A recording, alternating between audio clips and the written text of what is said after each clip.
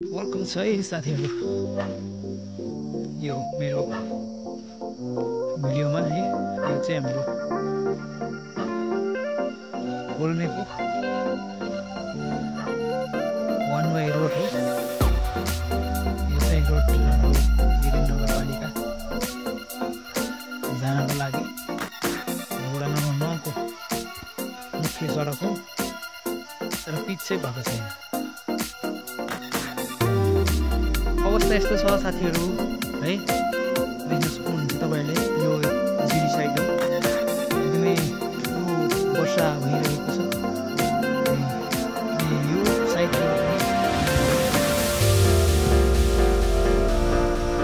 तलदेखि माथि रोड निस्किनका लागि एकदमै सहज भएको छ यहाँको हामी स्थानीय मान्छेहरूलाई।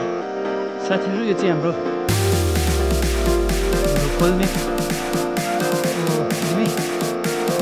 पानी आवश्यकता हुन्थ्यो रुमीमा। हामी चाहिँ एकदमै दिगो प्रकारले खानको लागि हाम्रो लिभिङ वाटर संस्थाले हामीलाई यो ट्याङ्की बनाइदिनु भएको छ। पानी के कति भएछ म खोलेर दिन्छु ल साथीहरू। एकदमै राम्रो कुरा है। हामीलाई हिजो अस्ति सम्म पानी खानको लागि अपुग हुन्थ्यो, अहिले पानी फुल छ। पानी फुल भएको कारणले गर्दाखेरि साथै ओभरफ्लो यसरी भइरहेको छ। अहिले चाहिँ हामीले तार जालीका साथ यसरी त्यसलाई संरक्षण गरेका छौँ। धन्यवाद छ लिभिङ वाटर नेपाललाई।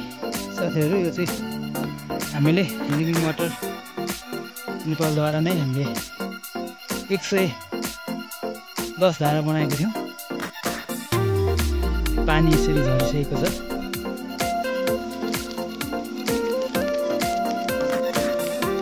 यसै गरी साथीहरू हामीले सबै ठाउँमा धारा ट्याङ्की धेरैवटा धारा ट्याङ्कीहरू निर्माण गरिसकेका छौँ।